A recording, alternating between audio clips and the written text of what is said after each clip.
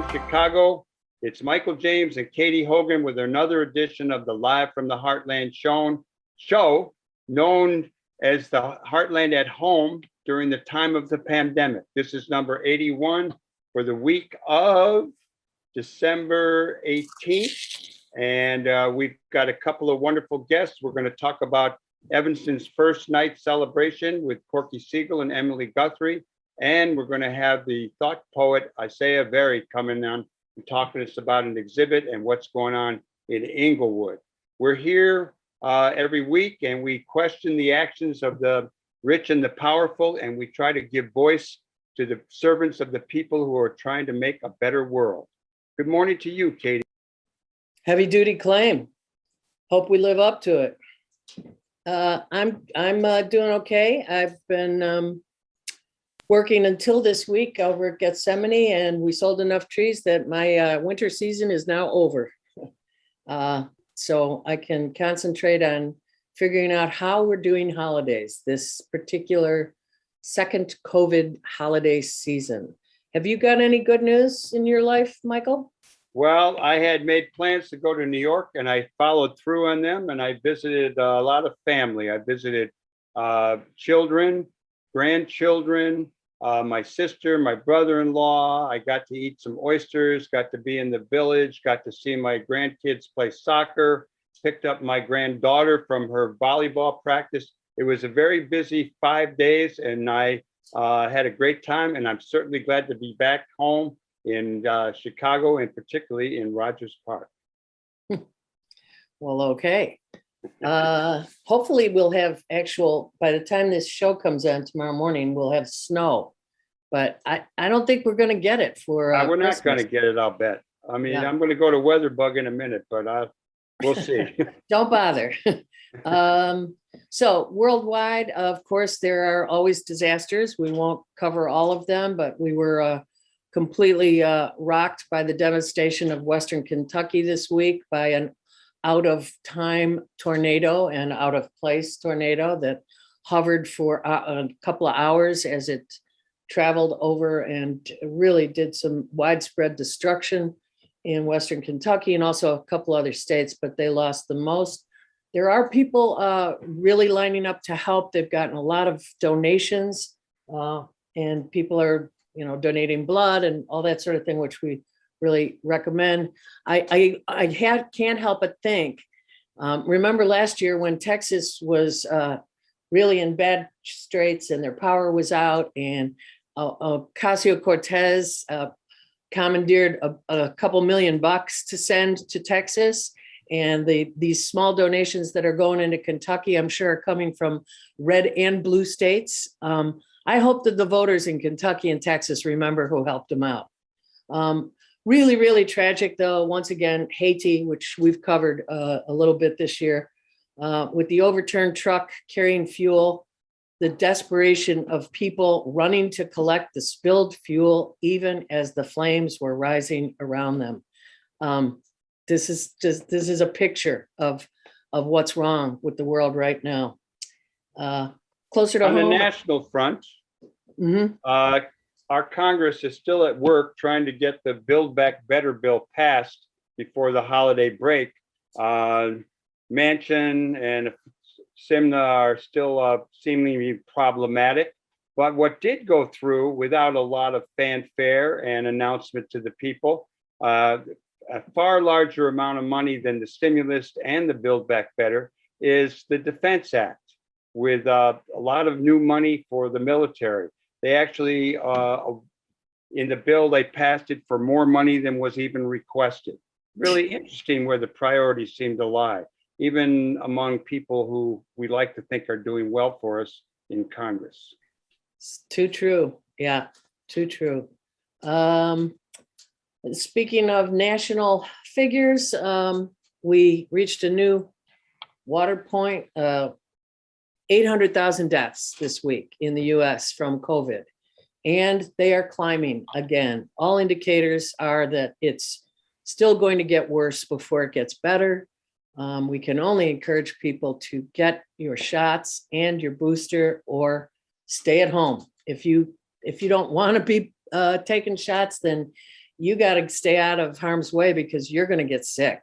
And that's the indicator that's going on now, no matter what your belief system is about vaccinations. Anyway. On the You got a labor front, report, Michael? yeah, on the labor front, we've been trying to keep you up abreast of the kind of resurgence in strikes and organized labor's activities. We've talked about the Kellogg strike. First, we said that a contract had been approved, and last week we announced that it had been rejected by the workers. Apparently, there is a new contract. A vote was taken on Thursday. We'll know on Tuesday, but it looks like the Kellogg workers are going back to work, and you'll be able to eat your favorite crispy breakfast cereals. Out in Huntington Beach, California, the city council declared a local emergency in response to an ongoing labor dispute with its waste hauler and its employees. And over in Reno, Nevada, Union for Drivers and the operator of the Metro Reno's transit system say they've reached a tentative agreement to settle a contract dispute that dramatically reduced service during the past 3 weeks. These are only a few of the strikes that are going on around the country. We'll try to keep you abreast and bring on some labor experts in the not too far off. Okay, briefly, Illinois politics. The head of dark money group that helped defeat last year's graduated income tax measure is behind a campaign to elect a Republican candidate to run against J.B. Pritzker in 2022. And the money behind this effort will come from none other than billionaire Ken Griffin. Keep your eye on this space. We'll keep you posted. On the Democratic side, we heard that the Cook County Democratic Party is actually asking for a signed loyalty oath from slated candidates. What kind of loyalty oath? Is that a loyalty to the country, to the party? No, it's a loyalty to the slate. It's meaning you won't go for any other candidate who might be running for judge or whatever. To me, it smacks of machine era tactics, and it's ridiculous. Okay, we're running out of time here. Well, real quickly, over here in Chicago, New City reports that a new outdoor skating rink, roller skating rink that is to be built in West Garfield Park. And also, we just got word that the city's libraries will once again be open 7 days a week. You are listening to Live from the Heartland, WLUW 88.7 FM. Stay tuned. We'll be right back with First Night Evanston's Emily Guthrie and our friend Corky Siegel. Hey, welcome aboard, you two. Glad to have Corky Siegel and Emily Guthrie, who are working together again to create this one-of-a-kind celebration on New Year's Eve called First Night, which marks Evanston's 25th celebration. Let's start. Can you tell us, Emily, how Evanston became the most notable local venue for First Night? Something that originated in Boston back in '87, I think. Oh, I think it's giving us a lot of credit to call us most notable, but we have managed to weather an economic downturn and the pandemic. So yeah, we're still here. We started in '92 when Annie Heidemann brought the idea from Boston, and the year of the millennium, I think, was our highlight. We had 15,000 people attend. We asked for zip codes, and we had 72 zip codes represented that year. And we were at 40 different locations, started at noon and ran until midnight. And, it's just a whole lot of fun. It gives you a place, you can stay in town, you can go get a good meal somewhere, park your car. Everything's located right next to the downtown. So you can head out after dinner and go to any one of a number of places. This year, of course, and last year, we're going to be virtual. So we're letting people know they can stay home, stay comfortable, stay safe, stay warm, get their favorite meal, their favorite beverage, and sit down at 9:45 and enjoy the show. And then that'll be followed by a live chat on Zoom. So it should be another great evening. My understanding is that Corky has been wrangled into being the wrangler for the talent. And it looks like from the poster that I got a glimpse of that you've done quite a good job. Do you want to give us a little bit of a hint as to who we might expect to hear in the talent world up there on Evanston's first night? Yeah, Emily could help me with this, but it was really a team effort. This was curated by Emily and me and Steve Haugier. Actually, I think the three of us pretty much curated it. And some of the people are, let's see, I'll go off the top of my head here. Wayne Baker Brooks is going to share his new hit single. The Sons of Blues with Billy Branch has this amazing piece. Alvy Ray Smith, who is the co-founder of Pixar and was with Steve Jobs. And he wrote the code for Toy Story. And he's an artist performing on your. Yeah. What he's doing is he's talking about Moore's Law and the computer revolution, because he just wrote a book called The Biography of the Pixel, which is all about the computer revolution. And he's going to talk about that. Then we're going to play a little 3-minute experimental video he made in 1979 with Ed Emshweller, who you may have seen if you looked at all the science fiction magazines from the 50s. He was the artist. Can't say I did, but yeah. And Well, then I'm gonna now. yeah, and then he's gonna talk about how Toy Story was almost not made, and how it finally was made, and how the digital revolution had to do with it. It's amazing and fun. wow. So, we got a lot of diversity in there, and we got Michael Smith, the late songwriter Michael Smith. The late great. Yeah, just he's singing this amazing song he wrote along with the puppeteer Blair Thomas, international known puppeteer, and they're doing this excerpts from the piece called the Selfish Giant. Steve Haugier, when he was reviewing the whole 2-hour and 22-minute work of First Night for First Night's New Year's Eve celebration, he had to watch that twice. And within the piece itself, it's already played twice because I couldn't bear to just play it once. So there's 2 versions of it where you could hear the song twice, and Steve took that and had to listen to it twice. It's quite amazing. And John Primer has a piece called Poor Man Blues, which is just incredible. And Sons of the Never Wrong. I don't know, those guys. Oh, sure. we Yeah, know they those used to guys. play the Heartland. Yep. Yeah, they're doing 3 pieces. And I don't know if you know Dorothy Scott. We call her the Princess of Preemptive Peace. Is doing 2 works. I'm doing a few of them. I know I'm leaving some amazing people out. Could you Lynn think? Jordan. Lynn Jordan is singing the Auld Lang Syne, and Ernie Watts, the jazz saxophone player, a 2-time Grammy Award winner, is joining us on Auld Lang Syne. And by the way, Alvy Ray Smith, who I mentioned, won 2 Academy Awards for his works. So let's see, what else, Emily? Oh, I don't know. I've written checks and I don't can't remember all the names. Let me Yeah. ask you this, Emily. Given that you're for the second year, this will be a virtual celebration. In the past, when you described some of these events that have been, multiple venues and notable individual experiences across the entire day, how well do you feel you guys did last year when you did your first virtual version?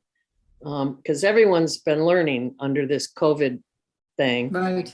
how to do anything, including us doing our radio show the way we are right here.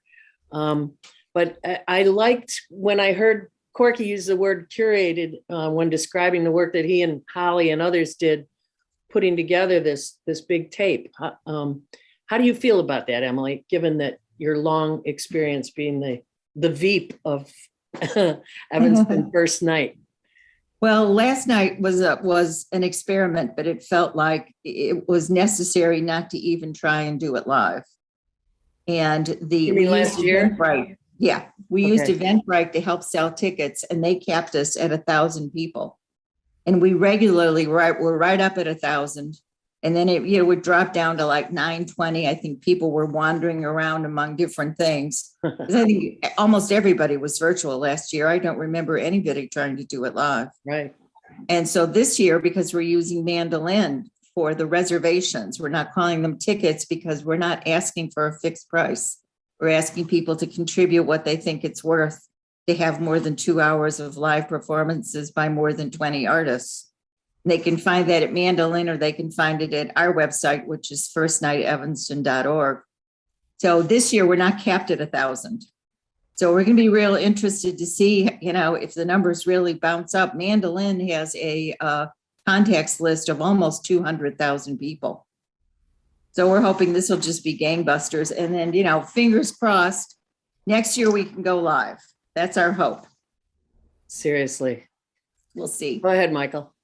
Michael, you're on mute. And by the way, Al Day is another of the performers. Oh, with good. Poetry Great. Slammer, Smith. Mark. Smith. Yeah. Yeah. Go ahead, Well, Michael. speaking of virtual, I have the big question I have, and I've been waiting to ask this.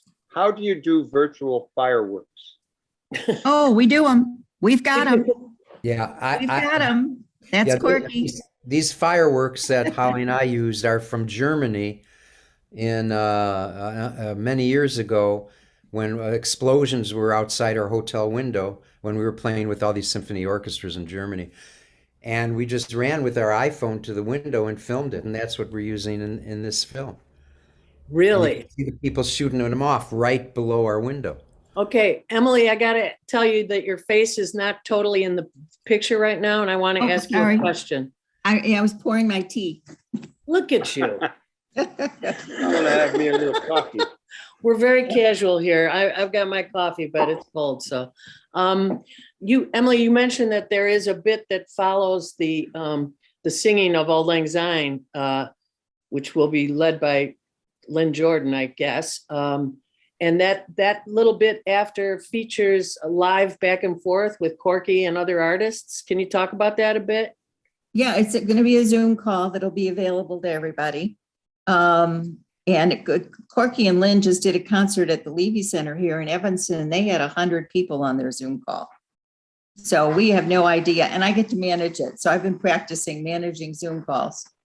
We have no idea, but you and Lynn went almost an hour, Corky. You were having so much fun with your back and forth. Yeah. It was very free and loose and really enjoyable. They were kidding each other about stuff and going on. So yeah, that'll be a little bit of a bonus. The other thing we should mention is that the show's going to be available for 48 hours afterward. Ah, So if people miss it that night, or if like Corky, they want to see that one piece again, they'll be able to go to it, back it up and watch it enough times that they can figure out exactly what was going on in that piece. and if people sign up on the way that they do, which you can tell us how they do that, then they have the ability to check that out afterwards for those 48 hours? Yeah. Anybody can afterward. Yeah, Anybody can. right. Do they right. have to go to Mandolin to find it, or do they go to First Night? I think after the show, Corky, don't they go to YouTube? No, they're going to go to my own Zoom link, to my Zoom account. Okay. No, not for the whole show, afterward. Yeah, afterwards, it's the Zoom is just, it'll be No, I'm on. talking about the Zoom. I'm talking about the whole show. Oh, Yeah. 2 the hours. show. No, it's not on YouTube. It's on Mandolin. Oh, it is. Okay. Okay. But they can find it. Mandolin, it's just mandolin.mandolin.com. .com. Right. Yeah, that was new to me, finding out about that. Go ahead, Michael. I was going to ask about how this is organized. Is it a private thing that works with the city? Is the city take initiative? Evanston is our wonderful neighbor town to the north, or city to the north. There's a lot of wonderful things about it that I could share. I love the YMCA, et cetera. But I'm just wondering if you could talk a little bit about the city spirit. You got a new mayor up there, Daniel Biss. What's going on in Evanston? Even though Corky, I know, lives in Chicago. Suburb of Evanston. Well, Evanston's never quiet. There's always at least a half a dozen issues that people are working on. Yeah, we get tremendous support. We've got corporate sponsors, and a lot of them have been with us almost from the beginning. We used to get state and city funding. We no longer do that. It's all private. And then and that helps us keep the price down. This would cost, 2 hours of live performances would probably cost at least $100 per person. Right. And we're asking for 35, and that could be an entire household. So it could be 2 people, it could be 16 people if people want to get together. But we get the local support that we get from residents. The year 2013, when we brought it back for Evanston's 150th anniversary, and we had 6 inches of snow on the ground at 6 o'clock, I figured we were just dead in the water, and we had 3,000 people. And I said to somebody a couple of weeks later that I had been afraid that we weren't going to have anybody show up. And she said, ordinarily we go out to Arlington Heights. We've done that for years.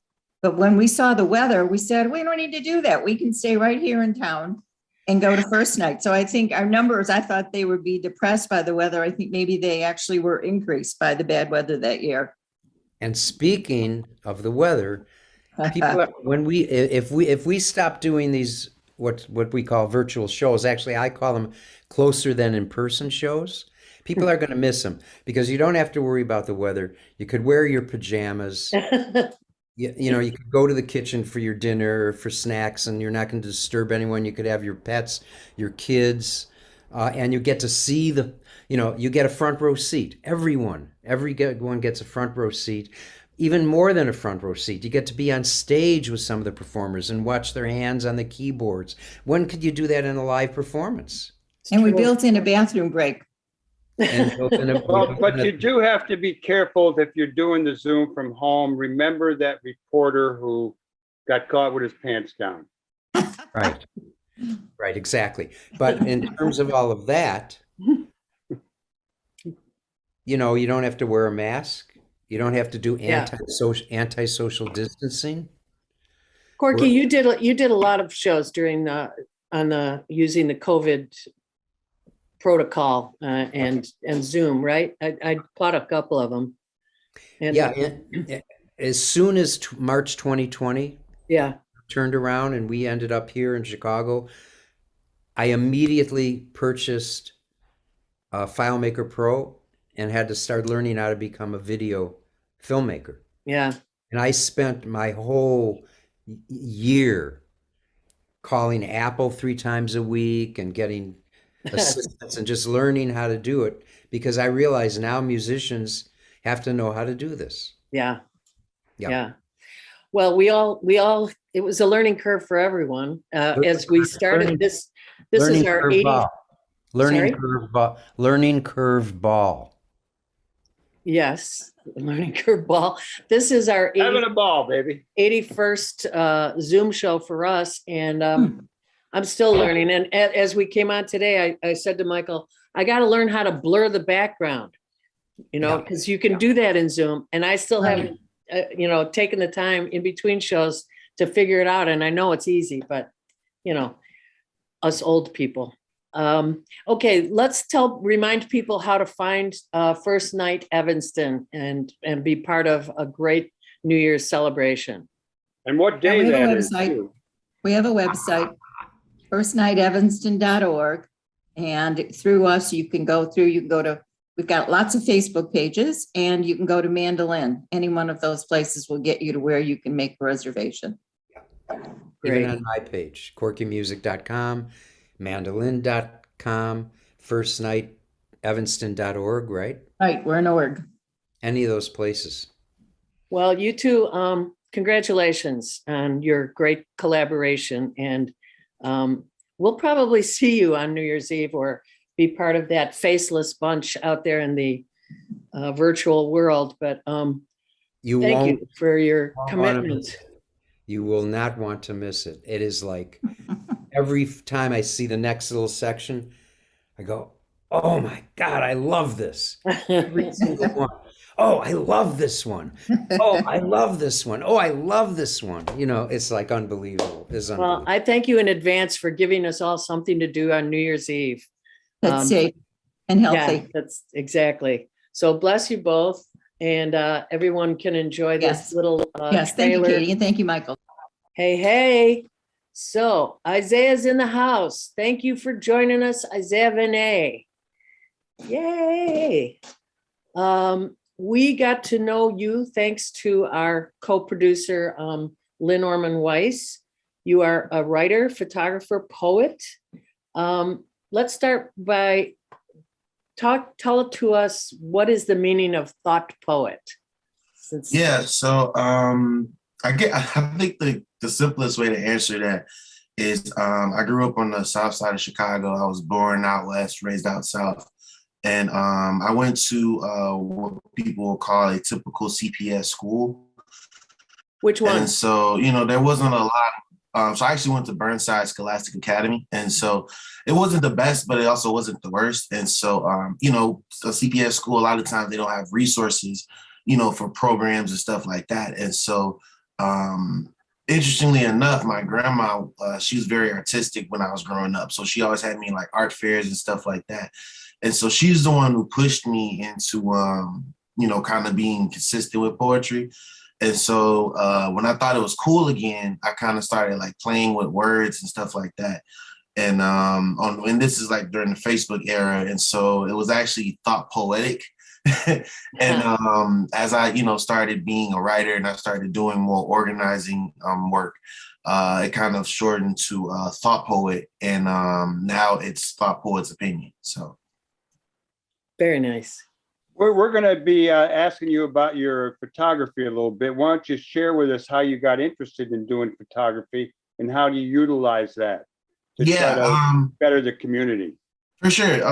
So to be honest with you, I didn't really have a choice, if I'm being honest. Like I said, my grandma, she was a very artistic person. She's a doll maker, painter, sculptor, and I wasn't raised by my biological parents. I was raised with my grandmother. And so she basically had my nose in a Gordon Parks book or some type of like, Black literature when we were growing up. So me and my two siblings, we actually were kind of like, I guess, woke before it was like cool or whatever. So like, growing up, especially growing up in Chatham at Thule Park, we weren't always like celebrated for, having all this knowledge about, who DuSable was and, kind of knowing about like all this art stuff. And so, I ran away from it for a while. And so, in high school, I started doing like after school matter programs. And so that kind of led me to True Star magazine. And, that's what kind of led me to doing more music journalism. But the art was always there. The photography was always there. I was always taking photos of concerts I was like covering and stuff like that. And so when I finally stopped running this music blog called The Lyrical Lab, it kind of forced me to kind of just like finally step into, I guess some people call it my calling. And it really forced me to like really just start focusing on me. And so I'd always been around a camera. I was using my phone. My grandma bought my first actual camera before it got stolen.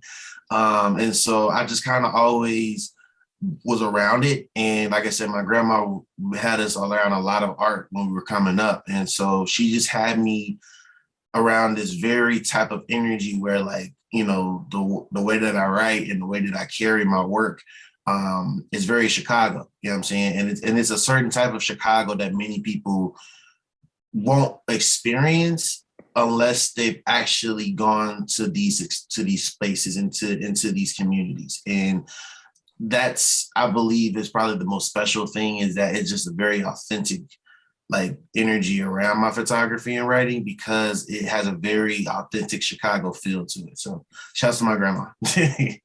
Isaiah, let me ask you something, and Michael, take yourself off mute, please.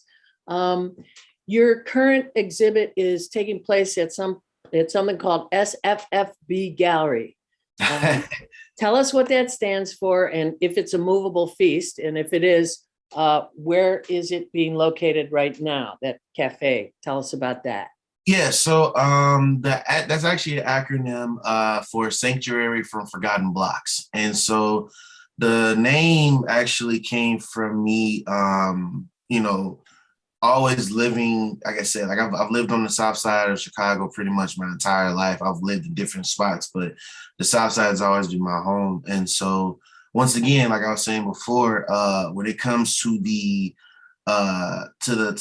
feeling that comes with my photos, like most people won't recognize what that feeling is unless you're living in these communities. You know what I'm saying? So unless you're living in Inglewood, unless you're living in Chatham, Arbor Gresham, Roseland, like you won't be able to truly experience Black and brown lives and how they take up these spaces. You know what I'm saying? Like these people have lived here for decades. You know what I'm saying? Like these are like people that have literally changed how Chicago is like cultivated, you know what I'm saying, since the migration. And so Sanctuary for Forgotten Blocks is really just showing the beauty and also the sadness that comes with looking at impoverished communities throughout Chicago. And so this particular series is at Kusani Cafe, which is in Inglewood, and the photos actually focus on Inglewood. And so when I say that, most of the time when people talk about Inglewood or West Inglewood or Greater Inglewood, they always try to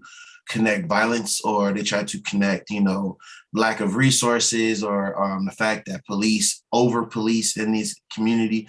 And that's all true. I'm not getting away from any of that, but there's so much history and culture and beauty and wisdom that lies in these communities. And literally just going to these events and volunteering, or just like going to, talk to these people that are at these events in Inglewood, you'll get a chance to see that. And this photo series, it's an ongoing photo series that you can actually see on Instagram or at the cafe.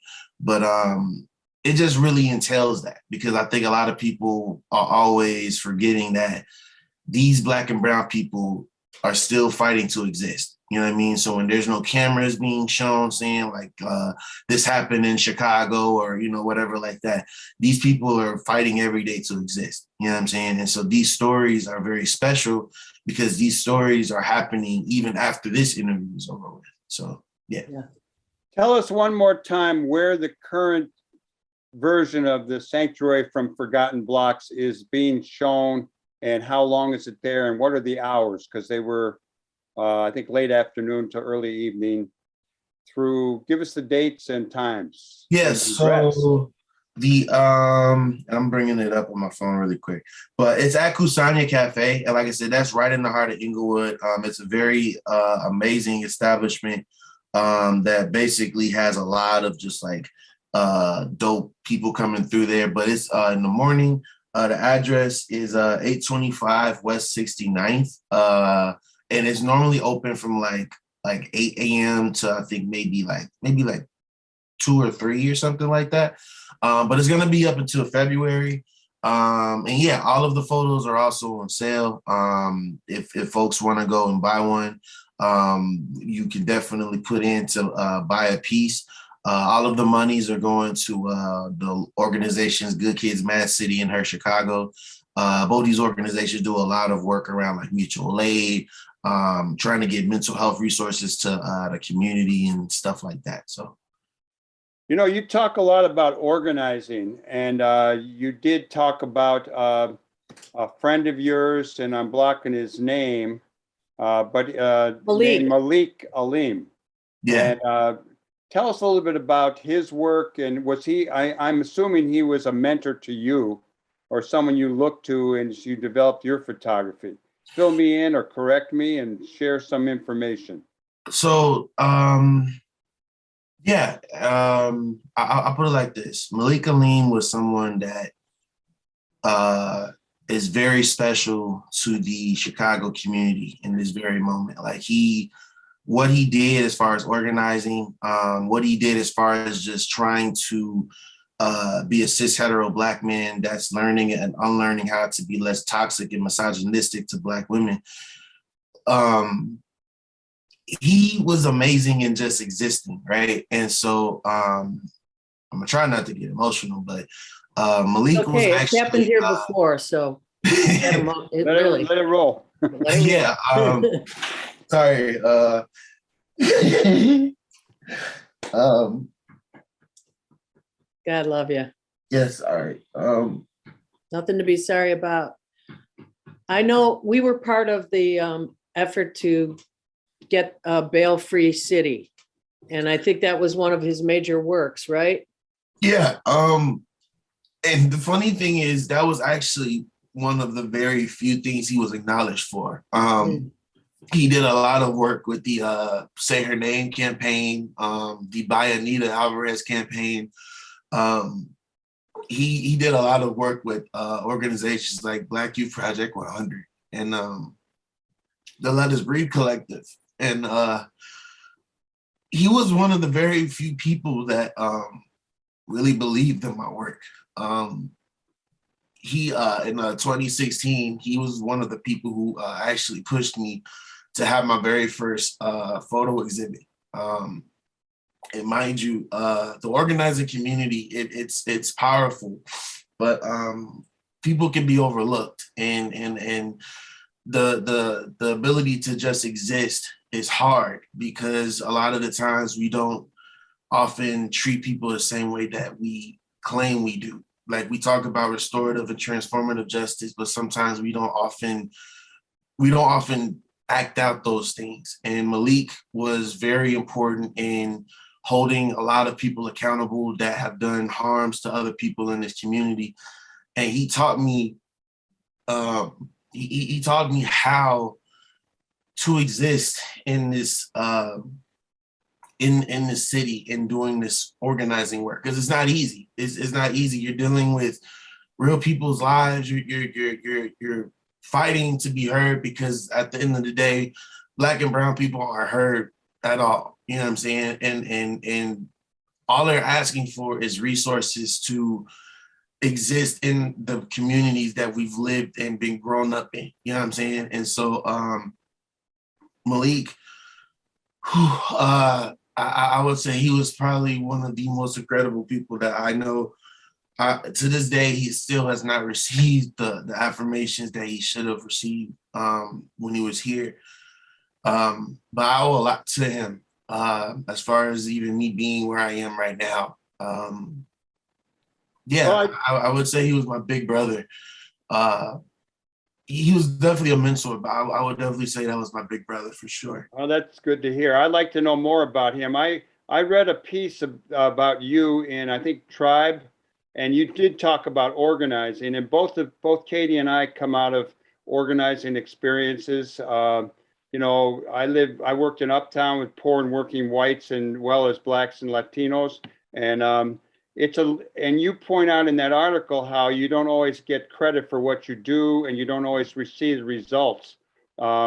Organizing is an ongoing process. You really, to bring about social change and economic and political change, people really have to grind away at it for a long time. And sometimes it feels like you don't get a lot of return, and then other times it just blossoms.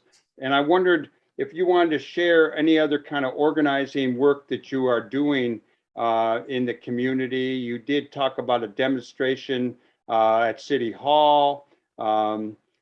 Just share a little bit more about the kind of work you do. Yeah.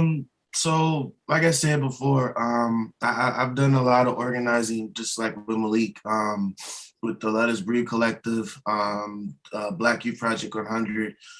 The list goes on. But myself and Malik were really pivotal in a lot of the organizing that took place last year, and really in the last 5 years. When it came to the protest that lashed out because of what happened to Breonna Taylor and George Floyd. And I was also one of the organizers that was arrested like the second day in Hyde Park. And it was interesting because it was a lot of mess around that situation, because no one knew that I even got arrested for like almost 24 hours and stuff like that. And that's scary. It was. And Yeah. I don't think people understand how the processing how hard that is. But we because of the works of, again, like folks from Good Kids Mad City, organizations like Nita's Love Train, Asada's Daughters. We were able to do a really monumental protest called Break the Piggy Bank at the end of 2020. And it actually was named like one of the best demonstrations of what we were advocating for in the year 2020. And I led it. And I just to this very day, I'm still processing what that even means, because it's like, we don't do this for show. We don't do this, you know what I'm saying, to necessarily give it congratulations. We're doing this to make it be known that we're fighting for people that have not been able to fight for themselves. And the organizing that we do, like it goes from mutual aid. So, you know, running up a lot of these Black and brown youth GoFundMes or mutual aids that are on social media, you know, going into the communities and just passing out like actual like groceries, you know what I'm saying? Because there's like so many food deserts in these communities, like actually getting a nutritious meal in a 24-hour period is not possible. Like the organizing we do is hard. It is extremely hard. And that's again why I'm even appreciative that y'all are, you know, talking to me about it, because, you know, it is difficult. But I would say my work as an organizer, it's evolved me just as much as, you know, I've been able to do the work. And like I said, because I'm a photographer in my work, like literally within the past 5 years, I can show you photos from a lot of these protests that have taken place. But the goal is, again, for us to actually make change in, you know, this city. You know what I'm saying? Like, we have a mayor that's in seat right now that does nothing for the community and does their very best to make sure that they ignore the pleas that are being put out to better community. You know what I mean? Like, you have a individual, Mohawk Johnson, that's been on like severe house arrest since he was arrested in 2020. And literally, like, the mayor, like the city, they could like destroy this like bond the Chicago Police Department has on his life right now, and they choose not to do so. You know what I'm saying? Like, yeah, a lot of this organizing deals with real lives, you know what I'm saying? And so, you know, like I said, when the cameras are done and the articles are done, like, we still are doing the work. So let me just say, Isaiah, it's so wonderful to hear you talk the way you just did. Like Michael said, we've been organizing, we've been doing a lot of anti-racist organizing for 50 years, basically, between the two of us, because we're old. So we are thrilled to have in front of us the work that you've been part of for the last couple of years, specifically the growth of the Black Lives Matter movement that means so much globally. So I just want to say, you know, we never get pats on the back when we need them the most for doing the hard work, but you should pat yourself on the back for both of us, because we're thrilled with what you're doing. And one other piece of education you can provide our listeners, talk to us about what is ShotSpotter and the Stop ShotSpotter campaign. Right out here on my block, we've got posters on the wall saying Stop ShotSpotter. And so I think a lot of people don't know what it is. Do you mind explaining that? yeah, I'm really glad you brought that up, because the campaign is basically it's going on to help cancel a contract for a surveillance program that's pretty much on the south and west sides of Chicago only. And the whole point of the program is to bring more awareness to like gunshots that are supposedly going off in like the different parts of the community. So you have between 25 at sometimes 40 different like devices that are on like different light poles throughout like entire south and west side communities. And again, this program is worth about $33+ million. The program actually doesn't even work. Like, the program actually is so faulty that a lot of the times when the police are sent off to like, you know, look at different dispatches and, you know, alerts, majority of the time it's like reacting to like really like close, like when people like slam their car doors or something like that, or like, you know, if kids are like lighting fireworks, like simple stuff, you know what I'm saying? Yeah. So, Yeah. you know, because police are already over violent and they already over police these communities, that's how a lot of these situations where, you know, police again basically become extremely violent. That's how a lot of these things happen. And so again, this program, they had a contract, like a contract review that they were supposed to do in the public. They wound up just renewing the entire contract behind closed doors and not letting the public even know about it. So in layman's terms, it really sucks. And so the campaign is basically folks trying to advocate to get the contract canceled and to have those funds put into actual community organizations that are actually doing the work to actually make communities safe. You know what I'm saying? Because people always want to talk about gun violence and gun violence this. And, you know, the funny thing is, if you are actually like, and I don't know if people think about this, but in the past, like year and a half, or better yet, I'll say this, right? This contract, like I said, is worth $33 million.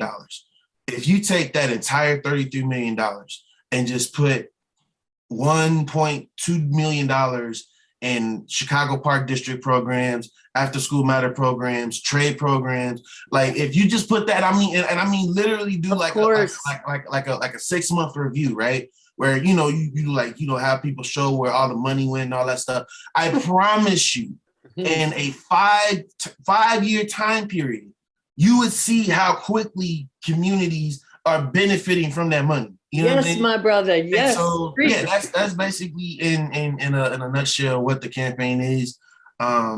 It's Isaiah, frustrating. we love having you here. Thank you so much. We've run through our time, but Michael, did you have one you wanted him to repeat the gallery? I just want you to tell us the name of the cafe, the name of your exhibit, and when people can see it. It runs until early February. February 3rd. Give us the address. Yeah. So again, it's gonna be at Kusanya Cafe. The address is 825 West 69th. Again, it's gonna be going into February. The hours you can go are between like 8 a.m. To like 3 or 4. And I'm also working on putting out another body of work in the new year. So I'm going to be announcing the flyer and all that stuff on social media. Yeah, and that's going to be at the Hideout, right? Yeah. It's going to be at the legendary Hideout. And so that'll be a gallery / performance / panel discussion. I want to know when that happens. You got to tell us. Yeah. It's gonna happen January 14th. Like I said, we're getting details together now. And I can tell you the conversations are gonna be about what would life in Chicago look like without police, and the imagery, the videos, the conversations. Is gonna be a really good time. So sweet. Nice to meet you, brother. Thank you so much. Thank you all so much for having me. A real treat to meet you, sir. Thank you all so much for listening to Live from the Heartland. We want to wish you all a very Merry Christmas and Happy Holidays, and we will see you all back in 2 weeks for the New Year's Day episode. Wow, what a beautiful guy to have on. Oh my gosh. The thought poet. Yeah. Isaiah Renee. Hey, do you have any brief sports page for us real quick? Just that COVID is rampant. People are having to do the COVID protocols. Games are canceled. Stay tuned. There may not be a lot of football to be watching on during the holidays. We'll see. Basketball too. The Bulls had 2 games canceled. And in memoriam, unfortunately this week, a friend, a dear friend, and local artist who really made it big during the last presidency because he is an excellent political cartoonist, and that is young Keith Taylor. Recently got famous because he became the cartoonist of request during the Trump administration, and the Chicago Public Square had him as their chief illustrator. Peace and blessings, Keith. You were a beautiful human being. We're going to go out with Our World by Twin Peaks. This is our 81st Heartland at Home show. And for over 25 years, we've brought you Live from the Heartland, now Heartland at Home, broadcast every Saturday morning at 9 a.m., streaming live on WLUW.org.